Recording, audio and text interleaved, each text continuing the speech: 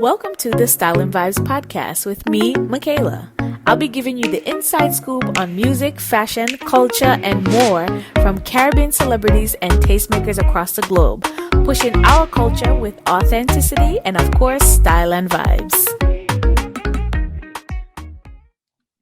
Hello, everyone. We are back with part 2 with Miss Rachel Osbourne of Julie Mango TV. Today, as promised, we are talking about I'm gonna go out on a limb and say our favorite episode in the Small Axe series called Lovers Rock. So I'm sure you guys are familiar with the musical genre, but Lovers Rock is very significant to the identity of Black music in the UK. So this was one entire episode that really focused around a love story. So, there weren't that many Black British pop stars at that time.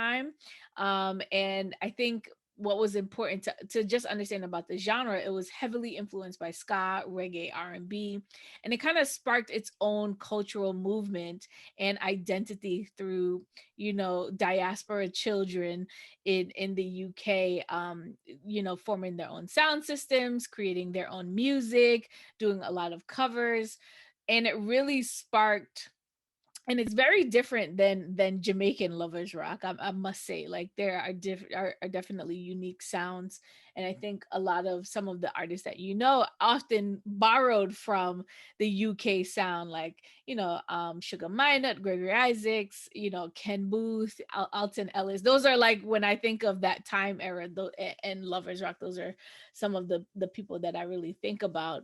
But what was unique is really the sound that came out of the UK, and it was more of a bluesy sound with a reggae dancehall presentation, if you will. So this episode really had so much going on that I had to have Rachel back to kind of just dissect all of it because we couldn't do it in the last episode. But for me, I was just smiling the whole time. I don't know about you, but like the whole entire time, I'm like looking at and there was so much nostalgia in that episode. Let me know your initial thoughts when you watched Lovers Rock. It felt good.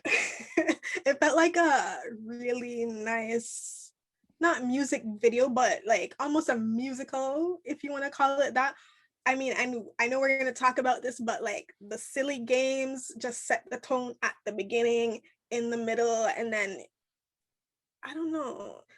And I feel like the love story wasn't just about Franklin and Martha. The love that I was feeling was just like for the music, like even the part after that rape scene where the music kind of changed. Yes. And it was more the guys on the, I was like, oh, this is different. I haven't seen that. So I was just like really just soaking in how the actors were moving, like all the movement. It felt really good to watch. Yeah, and I think for me, right off the bat, you talk about Janet Kay's Silly Games.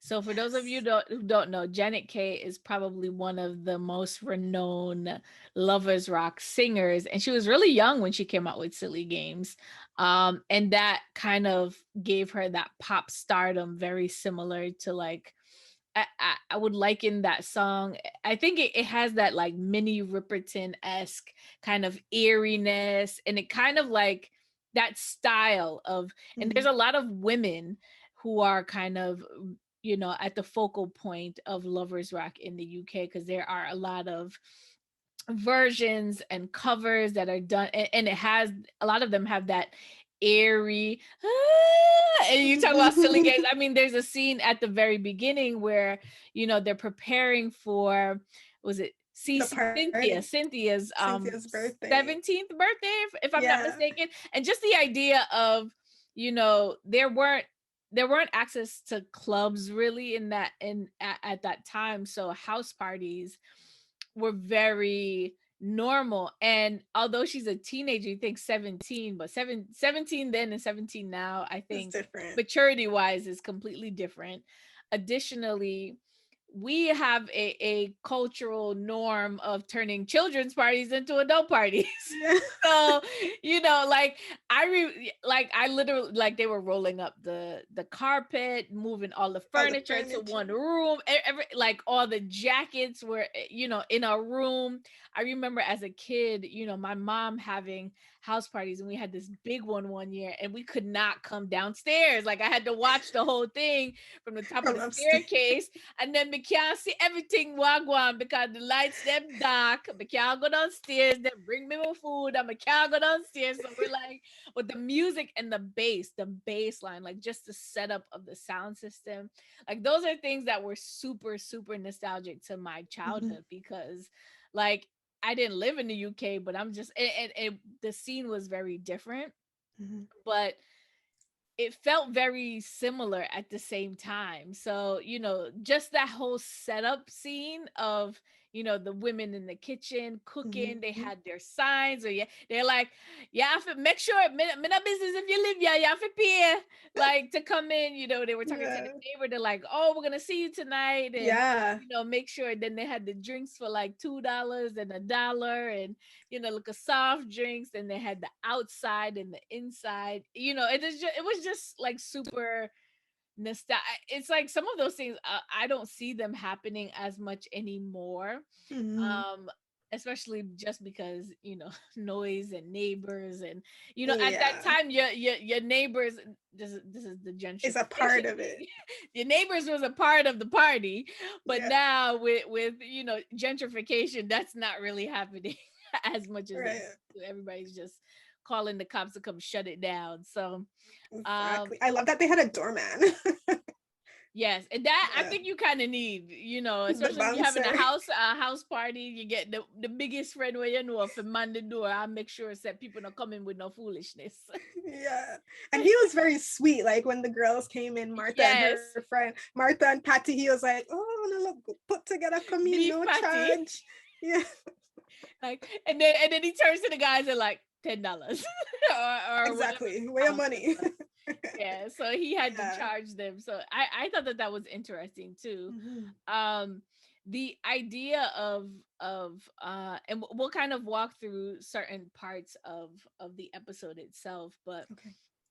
the even the scene at the beginning where the women are dancing at the beginning of the party, like in the middle, and the guys are Mhm. kind of like, Standing they're around. standing around scoping out their options. Like, what was have you ever had like an experience like that, or what were your thoughts when you kind of first saw that scene? Because that's really the beginning of this exciting party, and that's where Patty and Cynthia have their first interaction, and Cynthia is Right. vexed because Cause she because don't know her who this. Martha's like, Martha come in with our purple dress and our church shoes, and I come try pose off, like, it's like, oh, this girl I feel my birthday party, and she Yeah. just come in front of DJ in front of me. It's like, it was just that dynamic was, and then Yeah. Martha's just like, I'm just here to have a good time.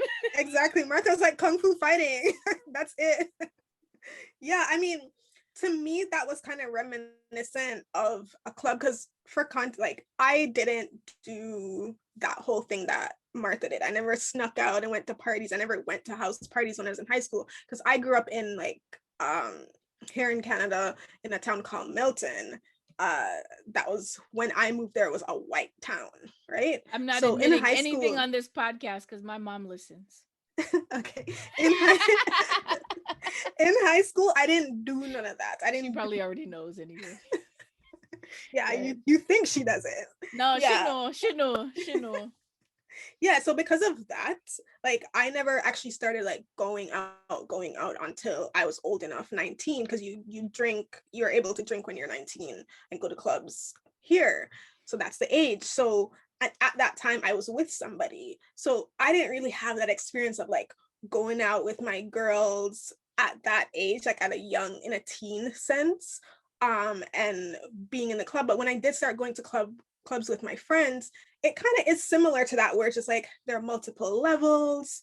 um you see men on the periphery and women in the center, unless it's a dancer man them who, when a reggae song come on, they know all the dance moves and stuff like that. But typically men will be close to the bar buying themselves or a girl a juice. So that's kind of what I thought about. I'm like, oh, look at them scoping out exactly what you thought is what I thought. So I'm like, they're sizing up who they're gonna go after later. And then, of course, you saw that one guy who was just like super aggressive. Way too aggressive. And I mean, I'm like, By me. yeah, I've had that guy before. I've had to be like, back off before, So that to me was more reminiscent of my clubbing days, but in, I guess, a house setting. I think that scene in particular, I did do some partying at that age. But my friends set at that time were very mixed Caribbean. So it's Mm, very a little bit different. But what I did take away, especially growing up, so my mom, she was naturally very outgoing, and she would take me and my sister to, like, street dance and festivals and stuff like that. So I think and house parties, like, the only way we would go to house she was going to house parties is if she brought us, because essentially she right. wasn't leaving them.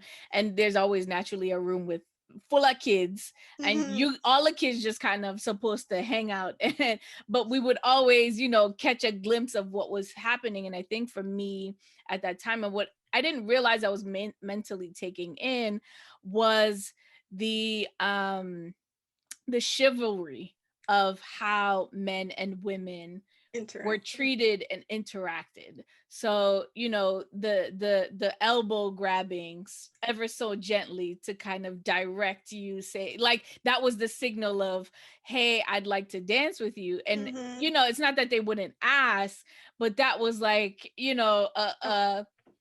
a subtle way to kind of get the attention. And I mean, now it's kind of like, don't touch me, like. Yeah. But it's because of the volume of what you would see. But I think because these parties, they didn't have that many people, that was okay. But when you get into a Mm-hmm. big club scene setting, that interaction is very different. Even the idea of buying a drink, you're not buying, like, I remember talking to my mom, not so, I was like, guys never buy me drinks unless, like, I came there with them. And she's just Mm-hmm. like, really? She's just like, we would go to partying, and guys would buy us drinks all the time, and usually one guy would buy all the crew, so they would never have to pay for drinks. I was like, yeah, that doesn't happen Yeah. anymore. Never that, experienced that that. that I've never experienced that. And if I did, I was very surprised. It was very, like, maybe one off. Mm-hmm. That's after, like, a little conversation. But that was the intro. You want a drink, darling? Those kind of things, in terms of how to interact with the opposite sex. It was not so much, it wasn't so aggressive. So when I started Yeah. partying in, like, hip hop clubs, I was very taken aback at what asking was. I Was, didn't dance yeah. with anybody, because I'm just like, this is not what I know Mm-hmm. to be. Like, you literally need to ask. Right. You can't just accost me because I'm dancing in a particular manner. Just pull up behind me like some annoy you. Like, no, that Yeah. run. So, like, for me, that scene, and it kind of became the first time that I realized that, I was just like, oh, well, maybe this is kind of where I got this idea Mm-hmm. of chivalry, like, in a party, in a party setting specifically, like what that looked Right. like was specifically from my childhood, and it allowed me to make that particular connection. That's So, interesting. Yeah. I didn't really have any kind of reference to go on when I started out. Cause like I said, I think I said this in the last episode. I saw my parents be very social when we were in Jamaica, but when we came here, it kind of changed a bit. mhm. Because we live in the suburbs, right? So it's like there's not really that like tight knit community. And I think in Lovers Rock we saw that, people, although not everybody knew each other, people ended up seeing people that they know. Because even when Cynthia first saw Martha, her friend was like, "Do you know her?" Because like it's weird for somebody to be there that you don't even at least know their parents or know of them. So Mm-hmm. I thought that was interesting for her to be like, "I don't know who this girl is," But but essentially nobody did, and she was automatically let in just because, you know, she was a she's female. beautiful. Yeah. Yeah. So, you know, I think that was even her first time. I think I read it or felt heard. like it felt like that. Yeah, like that Yeah. was her first time like really sneaking out. So Yeah, it I was. we didn't get to see too much of her friend, and like the maybe Patty was the Yeah. outgoing person and got her to come out, and Patty Yeah. was expected to have this amazing night, and Martha ended up meeting the love of her life, because I feel like that was like the Yeah, beginning her of and a Franklin. 50-year marriage, like. Yeah. Yeah, Patty left her. I was like, Yes, yes. how you just left your Patty friend? didn't beg. She just left our friend because she didn't find a man. Because that's one thing though that I was like, my friends would never leave me at a club. Yeah, yeah. Like, Patty was vexed. yeah. She just I was she was like, all right. surprised too.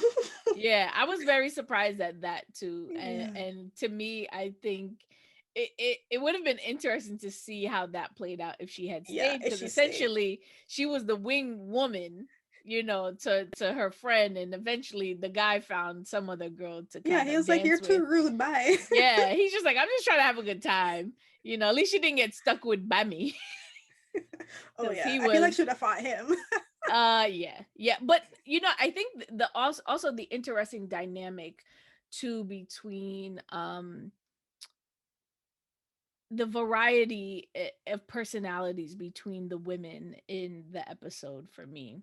So Patty was, you know, the friend. Martha was this sassy, naive, you know, partier. Because essentially Cynthia's like, she can't even whine. Like, you know, Mhm. her the guy that she met kind of introduced her to that style of dancing.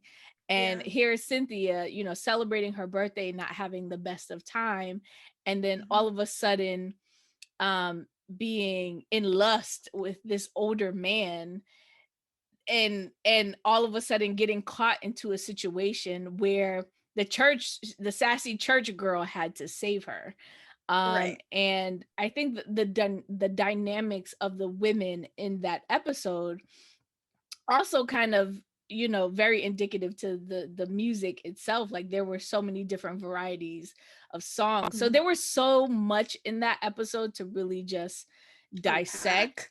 Yeah. And I love how they took, like, watching it the second time, I did skip through some of this. The music scenes were really really long, but they Mhm. were very important. Like they sang Silly Games twice in that episode, once in Mhm. the kitchen, and that was kind of the preview, and then the second time with the DJ. And both of those experiences were super different, because essentially they're having a sing along with each other in the kitchen, and Mhm. then not only they play the song and you have this heavy bass line, and then they just stop the bass line and Mhm. everyone continues to sing the song and in unison, and you can clearly hear some people are way off key, and some And people some are people are like, good. they're like, got it, you know what I mean? Yeah. But every single woman in that, and even the guys, and I think that that was also what I noticed too. And that happens today too, when you have a important lovers rock song that you just feel, it doesn't matter who you are, that feeling of the music kind of just it, you could be a bad man, yeah, sing that song there, yeah, yeah, sing Exactly. it. Yeah, and you could tell that Silly Games was that because when I actually listened to an interview with Ed Bailey, who was a music supervisor, and he was talking about the fact that like Silly Games was one of the only or Lovers Rock was one of the only episodes in the anthology where the music was actually playing in the scene. It wasn't, they were just dancing to whatever and then it was added after.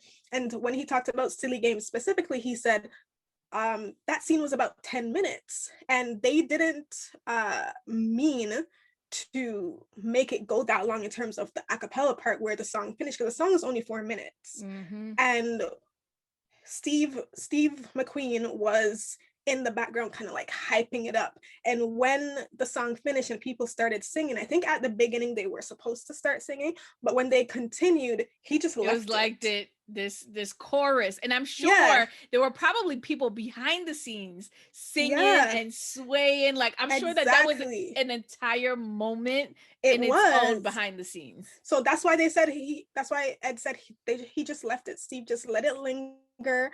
And some things happened that they didn't really expect. So that was actually an organic moment. Like after the music dropped and they started going a cappella, it was something where they just let the actors feel what they were feeling. And then you could see there's this one girl in a blue dress. You could tell she was hitting those notes. She was hitting those high notes and she was feeling it, and the camera kept She going named on her. Janet K another part today. She named Yeah. Janet. So I think that was like, for this film, it was the most iconic Mm-hmm. scene because of how long it went and just how like real it felt. Because even before knowing that they let them just continue, let the actors just continue, I was like, okay. Because I was singing, I didn't know Silly Games really before watching this, but I was singing it by the end. I was like, yes, And Silly. you know what's so You know what I funny is mean? I was looking because I wanted to see more about Janet K specifically, and I looked on YouTube and I found a older video of her performing it, and it literally in the comment section it was lit up with "I'm here because I heard this song in Small Axe. Okay. I'm here," like that, where that was literally in, I would say, the first 50 comments that I had seen. Mm-hmm. So what I do love is like this solidification of her in the music history of the UK, because Mm-hmm. I think we so easily go to our traditional lovers rock Yeah. that we've seen popularized, and essentially she didn't really do as much as she could have done at Mm-hmm. that time frame, because she was very limited in terms of being having the same level of access as some of her pop counterparts. But Mm-hmm. essentially she's essentially just as big as My Boy Lollipop, or you know what I mean, Yeah. like that sort of impact that we just don't talk about it often. And people will, if you say her name in any music circle, they're like, yeah. But like for us, it's not like a name like right off the bat. For our generation, it's not immediately a name Exactly. that off the bat, but you've heard the song and you know the vibes, but you don't really Yeah. make that particular connection. And the dancing, Connection. woo, Yeah. Because it's even, hot and steamy in there. yes, was good. And you saw like they Because had the even sweat the right. coming down the wall on the side. You could tell like Mm-hmm. it was hot in there. That was real. Yes, They yes. said in that interview that was real. It wasn't them adding the water to it. That was actually the heat coming out of the place. So I think it also introduced, um for me, it introduced me to, like you said, some, because I looked at the playlist that they have on Spotify, like immediately after the episode. I was like, let me go see if there's a playlist for this, and there is. So it's like a 19-song playlist, and I know they said they're working on an actual soundtrack album, but it introduced me to some music that I probably didn't necessarily hear before, because it doesn't Mhm. have like the Freddie McGregor's and the Dennis Brown. I think there might be one song from Dennis Brown on there. So it doesn't necessarily have, there are other tracks that are not the popular ones. So like you said, Mhm. but it felt good. It didn't feel like, oh, what is this? I don't know it, so I don't enjoy it. Mhm. I really enjoyed all the music and like how they chose to sequence the music Mhm. in Lovers Rock, especially like when she was on the bus and she saw the man with his cross walking, and the song was Money in My Pocket, and I just can't, you know what I mean? It's such like a juxtaposition to like That was her. Franklin. Yeah.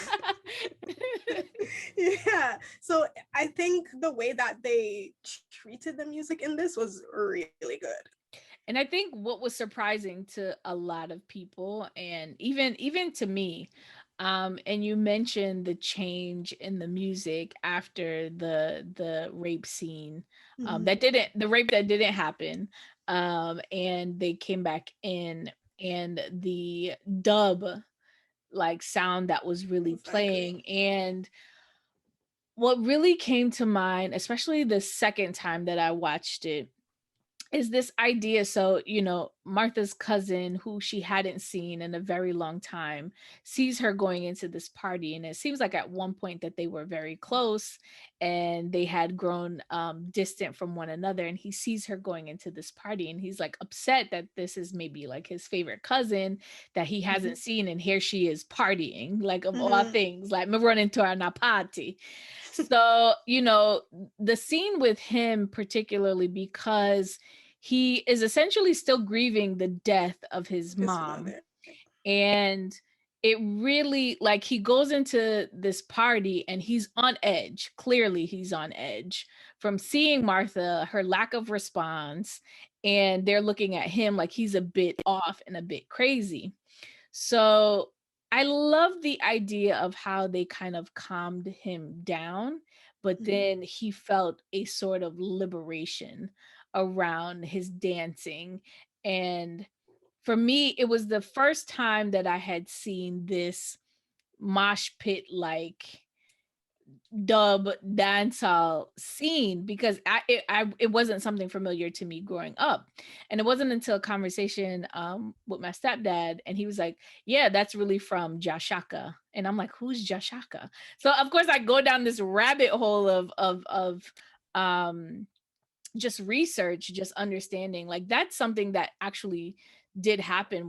So it's basically a sound system. So it's kind of like a homage to the sound system that Jashaka had created.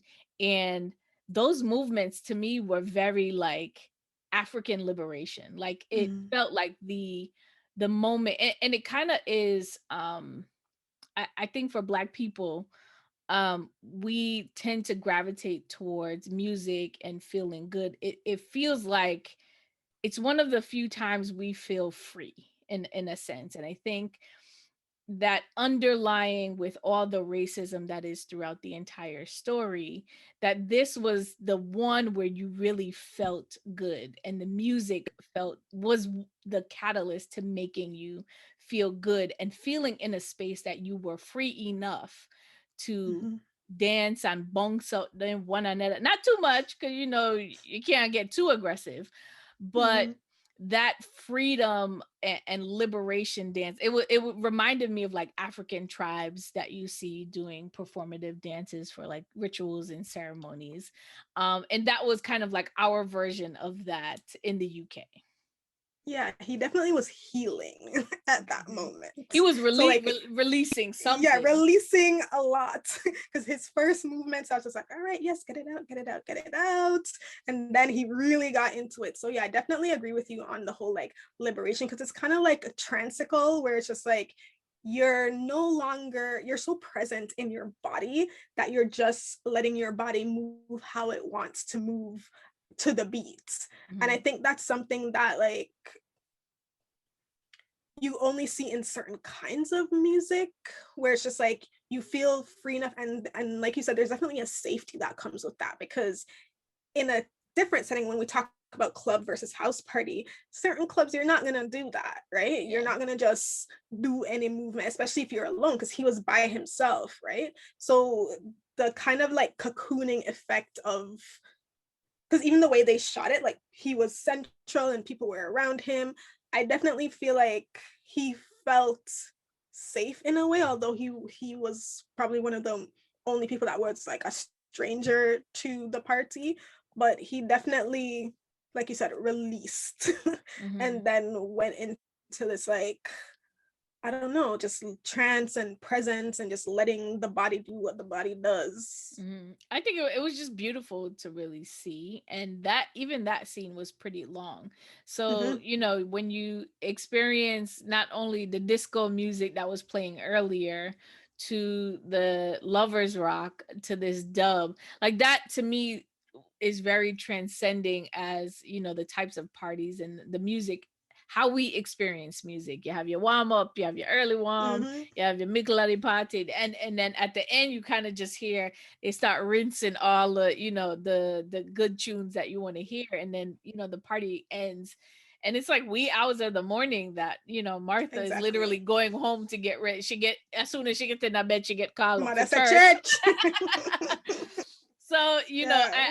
I loved how that episode just made me feel about the music, and it really distinctly, we see so many music related scenes. Mm-hmm. It was just so well developed. It Yeah. was slow, it was steady, it was romantic. It just exuded all the different aspects of a Caribbean party. And it was very different than what you would experience in a street dance versus a club. Like Yeah. this home feeling, that is something that you know you can't really get elsewhere. Um, but if you're interested, there's also a documentary on Amazon called Lovers Rock. It's really good too. You like it. Oh, yeah. I'll look if we have it here in Canada. Yeah. It. I mean, it was one of the suggested, you Oh, know, after. Okay, I'll look for it. after small acts. So that kind of gives a lot of history as well, and it actually helped me in terms of some of the research that I did for this episode, because it was just, Mm-hmm. you know, we talk about music all the time, and we, you know, I tend to kind of talk about the things that I know more closely, but it was just an entire industry that was built on, you know, creating your own version of a particular genre, like a subgenre, if you will. That was really interesting, and I Yeah. think that it visually gave a lot of intense visuals, and musically made you feel very deeply connected Mm-hmm. to your Caribbean heritage, especially from a diaspora perspective. Yeah. And that's one thing that I thought about too, even in Alex Weedle, where he was starting to get into music. It's just Mm-hmm. like our version of things isn't necessarily always going to be the same. I guess it would be derivative, you would call it. Mm-hmm. But even in research, I was realizing that the UK lovers rock artists did have some kind of pushback when they just started from, you know, the rock steady and Jamaican lovers rock, because it's just It like was more this. so less like there were less barriers with the Jamaican reggae artists than there were with Right, the UK. exactly. Yeah. So it's just like I think in modern day we see stuff like that too, where it's just like because you are not in the country doesn't mean that your art is any less Jamaican than, or less Guyanese than, or less Trinidad than, you know what I mean? Mm-hmm. It's just a different perspective. And that's one of the things that when we look at Julie Mango, really want to get perspectives from diaspora people too, because when you look at something like Dreaming Whilst Black from Ajani Salmon, he just had his pilot on BBC this past week, right? Oh, I'm dating this now, sorry. But Mm-hmm. his pilot All just right, it got known. his pilot just got released. So he started as a web series. So when you were talking about in our last episode that you want to see more people just using what they have, he was one person that he used what he had in 2018, and now 3 years later he has a pilot on BBC for the same show Mm-hmm. that he did, but he had more support to make it ready for TV, right? Yeah. So diaspora, to me, diaspora content matters too.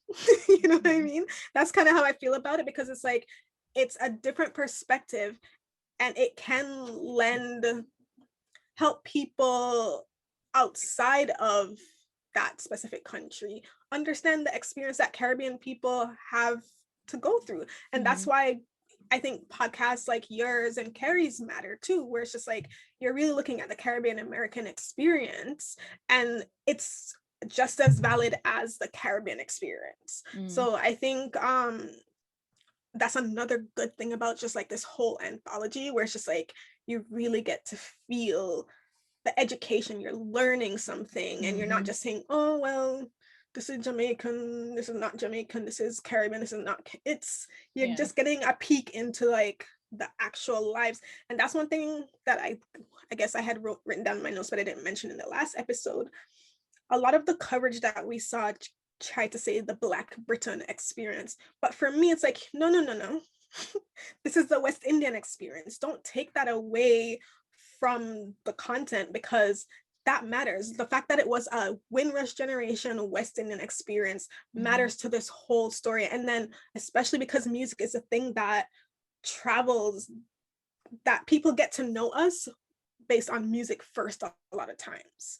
When you think about how non-Caribbean people get to know us, and I'm going to say us specifically Jamaican because of reggae, people get to know us based on our music first. So it's very important that we're seeing the different perspectives of like, this is how it was in the UK. And like you mentioned the last time, it'd be good to see it in other pockets of heavily populated Caribbean areas too, like New York. Yeah, I agree. It was definitely a huge learning experience for me, as well as nostalgic at the same time. And it really kind of inspired me to want more and look for more and understand more about how, different diaspora pockets really kind of have grown, and it definitely changes. I'm a big, believer that the diaspora continues to be an important part of really just understanding the region. We are, brand ambassadors as unofficially, to whichever, country that we are. Because for some people in the US, like their first experience with, Caribbean people is the people that they have in close proximity. And some of that understanding really comes from interactions that we have through conversation, music, food.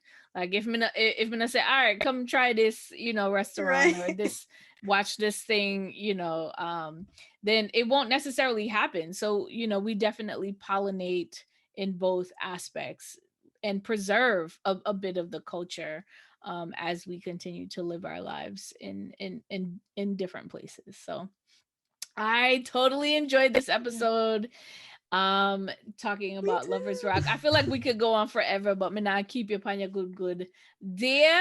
So again, please tell the people where they can find you and what is next for Julie Mango TV. All right, you can find me at juliemango.tv.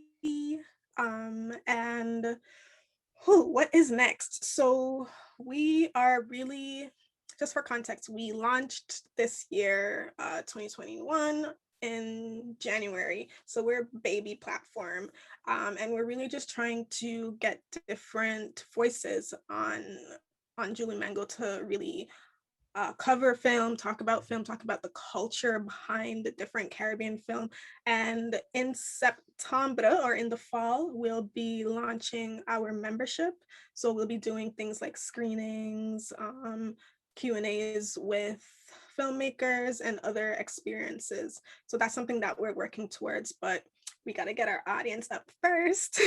So we're really just diving into a lot of different stories and watching films and talking about them so that people know that they're out there. Awesome. So keep us posted. We'll definitely share anything that you have coming up.